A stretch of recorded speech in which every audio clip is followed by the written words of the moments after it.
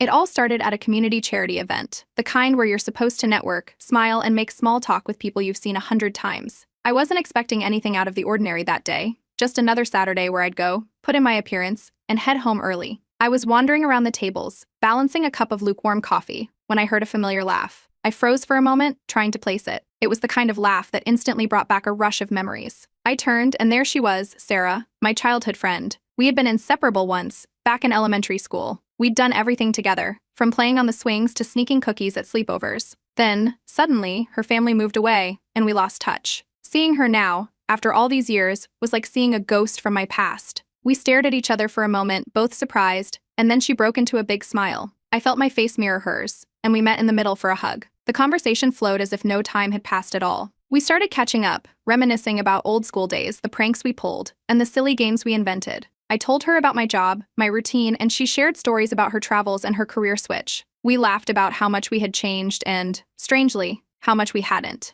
As we talked, I noticed something odd. It felt like I was looking in a mirror. Sarah had the same wavy brown hair, the same slight dimple on her left cheek, and even the same nervous habit of biting her lower lip when she was thinking. I couldn't help but point it out, half joking that we looked like sisters. Sarah laughed and said, "Maybe we are." We joked about it, but the resemblance was undeniable. Our smiles were similar, and even the way we moved had a certain rhythm that matched. Still, I brushed it off, thinking that maybe we had just grown up in a way that made us look more alike. People often pick up traits from their closest friends, right? But it was hard to shake the strange feeling that came with it. We kept talking, and eventually, the conversation shifted to our families. I shared a bit about my dad, who has been in real estate for as long as I can remember. Sarah looked surprised and told me that her father, whom she never met, was also supposedly in real estate and had spent some time in this very town. It felt like a small world moment, one of those coincidences that make you pause for a second. But then we laughed it off and moved on. But the more we talked, the more these coincidences seemed to pile up. Sarah mentioned her mother never spoke about her father, that he was a mystery figure in her life. Meanwhile, I remembered little details from my childhood, like how my mom always seemed uneasy whenever Sarah's family came up. At the time, I never questioned it. Kids don't think about things like that. But now it felt like there might be something more to the story. We eventually exchanged numbers and promised to stay in touch, making plans to meet up soon. The day ended, and I went home, still smiling from reconnecting with Sarah. It felt like I'd found a piece of my past that I didn't even realize was missing. Later that evening, I mentioned the reunion to my mom. I told her how weird it was that Sarah and I ended up crossing paths again after all these years. I casually brought up the coincidences about her father, expecting my mom to find it funny or at least interesting. Instead, her face went pale. She quickly changed the subject, talking about how busy the coming week would be, acting like she hadn't heard me at all. I tried to bring it back to the topic of Sarah, but my mom just brushed it off, saying something about not remembering much from back then. I noticed her hands were trembling slightly as she reached for her cup of tea. She looked nervous, almost like she had something to hide. I didn't push it further at the moment, but I couldn't help feeling a knot forming in my stomach. My mom's reaction was so unlike her. She usually loved talking about the past, recounting stories, and reminiscing about people we knew. But this time, she shut it down completely. The sudden shift in her demeanor left me unsettled, and for the first time, I wondered if there was something more to this story than I'd realized. That night, lying in bed, I kept thinking about Sarah and the strange coincidences between our families. I tried to tell myself I was overthinking it, that it was all just a string of random events. But my mom's reaction played over in my mind, again and again like a broken record. It was a look I had never seen before, a mix of fear and guilt, perhaps. I had no idea what it meant, but I knew I had to find out. Update 1. After my mom's strange reaction, I couldn't shake the feeling that there was something she wasn't telling me. The coincidences, the nervous change of subject, it all seemed too weird. I decided to start digging a little deeper, hoping to find some answers. The next morning, I casually asked my dad if he remembered Sarah's family from when we were kids. He shrugged, seeming genuinely clueless. He mentioned he wasn't close to many people back then, especially after Sarah's family moved away. His reaction seemed natural, almost dismissive, as if he didn't think there was anything significant about it. But my mom was different. Every time I brought up Sarah or her family, she seemed tense, like she was on edge. One evening, while helping her with dinner, I tried again. I asked if she remembered Sarah's mom or anything about their family. She glanced at me, her smile a little too tight, and said she didn't recall much, that it was all so long ago. But I could tell she was lying. Her hands moved a bit too quickly as she chopped vegetables, her eyes avoiding mine. I needed more information, so I called Sarah. We met up a few days later at a quiet cafe, where we could talk without interruptions. I mentioned how my mom seemed weirdly nervous whenever I brought up her family. Sarah nodded, saying that her mom had always been secretive about her dad. She tried to ask about him a few times growing up, but her mom always shut it down, saying it was best not to know. We both felt a growing curiosity, maybe even a shared sense of determination to figure out what was going on. We decided to look into it together. We started by searching through old family photo albums. I went through stacks of dusty pictures in our attic, while Sarah did the same at her place. After a few hours, I found something, an old photo from a neighborhood barbecue. There, right in the middle, were our moms, standing side by side, smiling like they were the best of friends. They seemed comfortable, like they'd known each other forever. I texted a picture of it to Sarah immediately, and she sent back a photo of her own, one she found in her mom's drawer. The same event, the same outfits, but taken from a different angle. It was clear that our moms had been in the same social circles. It wasn't just a passing acquaintance. There were a few more photos, too, one of them at some kind of fundraiser, another at a baby shower. They were always next to each other, always looking close. It was strange. I had never heard my mom talk about Sarah's mom in that way, not once. I couldn't help but wonder why she had kept it from me. I took the photos to my mom later that evening, hoping to get some answers. I placed them on the kitchen counter, one by one. At first she looked surprised, like she hadn't expected me to find them. Then her face hardened. She said it was nothing, just an old friendship from a long time ago, and she tried to brush it off again. But this time I pushed a bit harder, asking why she never mentioned they were so close. My mom's response was defensive. She insisted there was nothing to tell, that sometimes people grow apart, and that there was no big mystery to it. But I could see the discomfort in her eyes, the way she was holding back. I decided not to push further that night, but it only confirmed my suspicion that there was more to this story than she wanted to admit. Feeling more determined than ever, I met up with Sarah again. We decided to take our search online, scouring old social media posts, local newspaper archives, and community records. After a few days, we found a few more pieces of the puzzle. There were mentions of events where our moms had attended together, local charity functions, and even a few business luncheons. They clearly moved in the same circles, almost like they were part of the same tight-knit community. Then we stumbled upon something more interesting, a brief mention in a decades-old community newsletter. It was a small blurb about a fundraiser hosted at my house, with both our moms listed as organizers.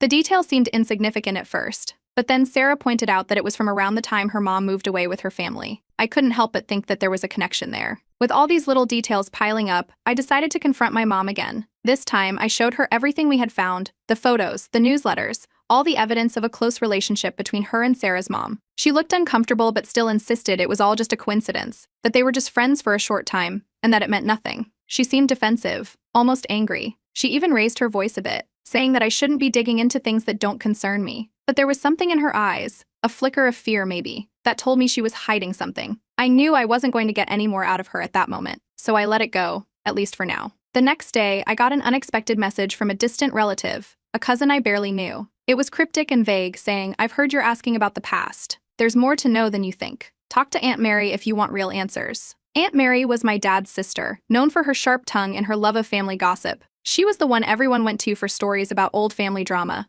I felt a chill run down my spine. What did Aunt Mary know that my mom didn't want to tell me? And why was there so much secrecy around something that seemed so simple on the surface? I knew I had to find out. Update 2. With the cryptic message from my distant cousin still fresh in my mind, I decided to pay a visit to Aunt Mary. She was my dad's sister, known in the family for her sharp wit and even sharper memory. If anyone knew the truth, it would be her. I called ahead, and she sounded delighted to have me over. I didn't mention why I was coming. I wanted to catch her off guard to see her unfiltered reactions. When I arrived, Aunt Mary greeted me warmly, her eyes bright with curiosity. After some small talk, I brought up the reason for my visit. I casually mentioned Sarah, describing our unexpected reunion and how strange it was to discover our mothers had once been so close. I asked if she knew anything about it. Aunt Mary paused, her expression shifting slightly. She glanced around as if checking that no one else was listening. Then, she leaned forward, her voice dropping to a more serious tone. She told me that my mom and Sarah's mom had indeed been best friends for years. They were inseparable, always at each other's houses, attending every event together. But something had happened, something big, that caused a rift between them. She wasn't sure of all the details, but she remembered a falling out around the time Sarah was born. I pressed for more information, and Aunt Mary seemed to enjoy the attention,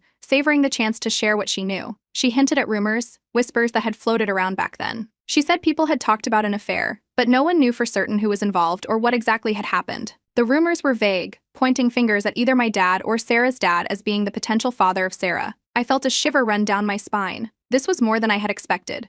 I realized that the odd coincidences, the shared resemblances, and the secretive behavior from both our moms weren't just in my head. Aunt Mary's story made it clear. There was a real possibility that Sarah and I were more than just old friends. I thanked Aunt Mary for her time and left, my mind buzzing with 1,000 thoughts. I called Sarah right away, and we met up at the park. I laid everything out for her. Every detail Aunt Mary had shared, every rumor, every suspicion. She listened quietly, her expression a mix of disbelief and concern. We both knew what we had to do next. even if it felt surreal. We agreed to get a DNA test to find out the truth once and for all. The following day, we went to a local clinic that offered DNA testing. It was a simple process, just a quick swab of our cheeks, filling out some forms, and handing everything over to the lab technician. They told us it would take about a week to get the results. As we left the clinic, there was a heavy silence between us, a shared anxiety about what we might discover. Over the next few days, I couldn't stop noticing all the little things. Sarah and I had so many similarities, things I'd never paid attention to before. Our voices had a similar pitch, we both had the same way of tilting our heads when we listened,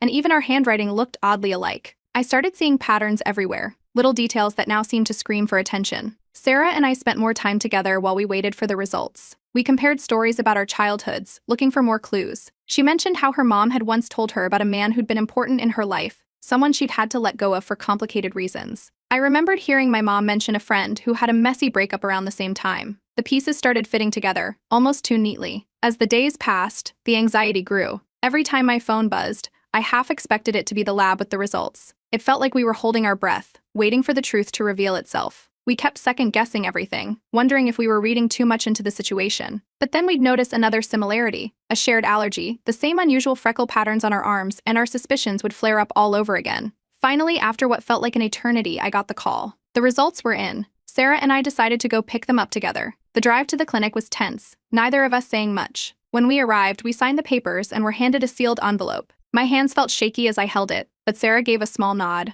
and I opened it. We scanned the document together, eyes jumping from line to line, until we found the words. Probability of shared parentage. 99.9%. I read it again, just to be sure. The room seemed to tilt for a second. It was there in black and white. We shared a father. Sarah and I were half-sisters. The world around us seemed to blur for a moment. I didn't know what to say, and neither did she. We sat in silence, letting the reality sink in. We had come into this thinking we might uncover some family drama, some old secrets, but I don't think either of us expected this. Not really. It was like a bombshell, something that would change everything. We left the clinic in a daze, both of us processing what this meant for our lives, our families. We didn't speak much as we walked to the car, just exchanged glances filled with questions. What were we supposed to do now? Who should we tell first? Would we even tell anyone at all? We were standing on the edge of something huge, and we knew that whatever came next, it wouldn't be simple. The truth was out there now, and there was no going back. Update 3. After we found out we were half-sisters, Sarah and I agreed to keep the news to ourselves, at least for now. It was too big, too explosive to just blurt out. We both felt like we were sitting on a ticking time bomb, unsure of what to do next. We spent hours talking, trying to figure out a plan. Should we tell our fathers? How would they react? Would it destroy our families? It was hard to know what was the right thing to do. We decided to wait. Maybe we needed time to process, or maybe we were just scared. We avoided bringing it up around our families, acting like everything was normal. It felt strange to keep this huge secret while sitting at the dinner table or chatting about our day-to-day lives. We started meeting more often in quiet, out-of-the-way places, trying to piece together what had really happened all those years ago. But secrets have a way of coming out, no matter how hard you try to keep them buried. One afternoon, Sarah and I were at my house, talking in low voices about the DNA test. The papers spread out on the coffee table in front of us. We were going over everything again, trying to make sense of it all, when I noticed my mom coming down the hallway. I didn't think much of it at first until I realized she had stopped just outside the doorway. I could see her reflection in the mirror on the wall. Her face was pale, her eyes wide with shock. I quickly tried to change the subject, to cover up what we were discussing, but it was too late. She had heard enough. She stepped into the room, her hands trembling, and her voice cracked as she asked what we were talking about. I knew there was no point in lying, not anymore. I took a deep breath and told her everything. Her reaction was immediate and intense. She sank into a chair, her face buried in her hands, tears streaming down her cheeks. I had never seen her like this, so broken, so vulnerable. It was like all the strength had drained out of her in an instant. She started talking, words tumbling out between sobs. She confessed that she had had a brief affair with Sarah's dad,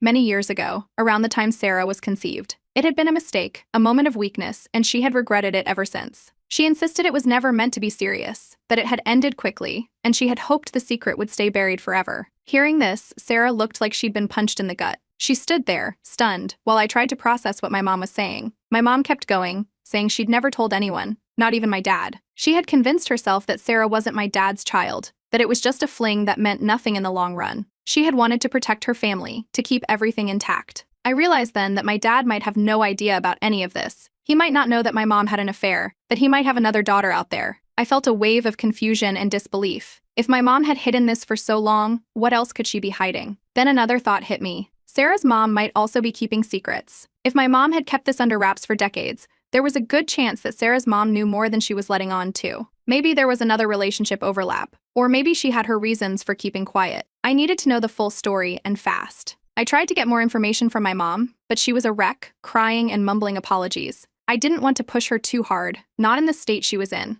I needed to think. I needed to figure out what to do next. Sarah and I left my house, both of us shaken by everything that had just happened. We stood outside for a few minutes, not really sure what to say to each other. It felt like we had opened a door that should have stayed closed. I could tell that Sarah was struggling, too, trying to make sense of everything, trying to decide what this meant for her family and mine. We knew we couldn't keep this secret forever. Sooner or later, we'd have to decide whether to tell our fathers, whether to risk shattering their worlds with the truth. But how could we do that, knowing how much pain it would cause? How could we protect them while still being honest? As we were standing there, my phone buzzed in my pocket. I pulled it out and saw a text from an unknown number. I opened it, and my stomach dropped. It was from Sarah's mom, asking to meet in private, saying she needed to explain everything. I showed the text to Sarah, and we exchanged a look. This was it, another twist, another layer to this already tangled mess. I could see the worry in Sarah's eyes, and I knew she was thinking the same thing I was. What did her mom know that we didn't? What could she possibly explain that would make any of this easier to understand? We had no choice but to meet with her and find out. The secrets were piling up, and we needed answers, not just for us, but for our fathers and for our families. This wasn't just about our friendship anymore. It was about uncovering a truth that had been hidden for far too long. Update 5. The next day, Sarah and I made plans to meet with her mom. We chose a quiet cafe on the edge of town,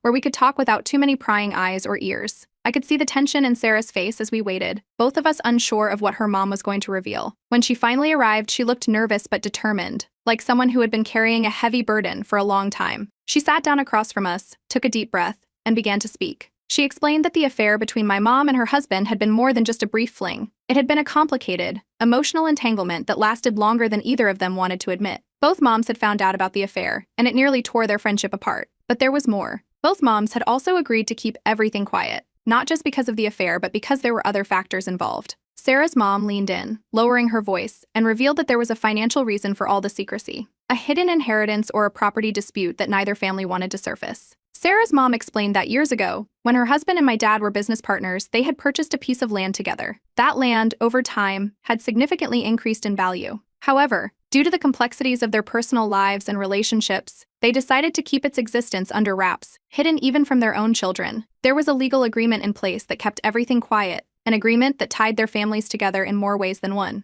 If the affair or the true parentage of Sarah were ever revealed, it could cause a messy and costly legal battle, one that could ruin both families financially. Our moms had decided it was better to bury everything, to keep the peace, even if it meant living with secrets and lies. I sat there trying to piece together everything she was saying. The hidden land, the financial stakes, the tangled web of personal and professional relationships. It was more than I had imagined, more complicated than just an affair. Sarah seemed equally stunned, her eyes wide as she took it all in. With this new information, Sarah and I had a choice to make. We could confront our fathers with everything we had learned, risk tearing apart the fragile peace our families had maintained for so long, or we could keep quiet, just like our mothers had done. It was a decision neither of us was prepared to make lightly. We knew that telling the truth could mean opening old wounds, creating new ones, and possibly destroying the relationships we had known our whole lives. But keeping quiet would mean living with the weight of this secret, knowing that our fathers were in the dark about something so significant. After hours of discussion, we finally decided we couldn't keep this to ourselves any longer. We needed to be honest, to let the people who were most affected by this know the truth. So we made a plan to speak to my dad first. If anyone deserved to know, it was him. We chose a quiet evening, making sure he would be home without distractions. Sarah came over, and we sat down in the living room, waiting for the right moment. My dad looked puzzled by the serious expressions on our faces, sensing that something important was coming. I took a deep breath and started explaining everything: the DNA test, the affair, the hidden property. I laid it all out in a calm, measured way, trying to keep my voice steady. My dad listened in silence, his expression slowly changing from confusion to shock. When I finished, there was a long pause. He finally spoke, asking a few questions, and it became clear that while he was shocked, he wasn't entirely surprised. He admitted that he had always felt there was something off about the relationship between our two families. He had suspected, in the back of his mind, that there might be more to the story, but he never had proof. He sat there for a moment, digesting everything. Then he did something I didn't expect. He decided he needed to confront Sarah's father. He wanted answers, wanted to hear the other side of the story, and he was tired of all the secrets. I could see the determination in his eyes, a resolve to finally put everything out in the open, no matter the consequences. We made a plan to meet with Sarah's father the next day. The tension was thick as we arrived at his house. My dad knocked on the door, and Sarah's father opened it, looking puzzled to see us all there. My dad wasted no time. He got straight to the point. He laid out everything we had discovered, every piece of the tangled web of secrets, lies, and hidden dealings. At first, Sarah's father seemed taken aback, clearly not expecting this confrontation. But as my dad spoke, his expression shifted from confusion to understanding, and then to resignation. He seemed to realize that there was no point in denying any of it. He nodded slowly, admitting that he had known about the affair, had suspected Sarah might not be his, but he had chosen to ignore it, to protect his family and avoid any conflict. The conversation was long, filled with admissions and half apologies, both men exchanging stories of suspicions and regrets. There was no shouting, no angry accusations, just a tired acknowledgement of a complicated situation that had been hidden for too long. As the meeting came to an end, the fathers agreed to talk more, to figure out how to move forward, both for their sakes and for ours. It was a strange sense of relief to see them handling it so calmly, so maturely, despite everything that had been revealed. As we left, there was a sense of ambiguity hanging in the air. Nothing was resolved, not really, but at least the truth was out, and that was a start. Sarah and I exchanged a look, knowing that while the future was uncertain, at least it was out in the open now. And maybe, just maybe, that was enough for now.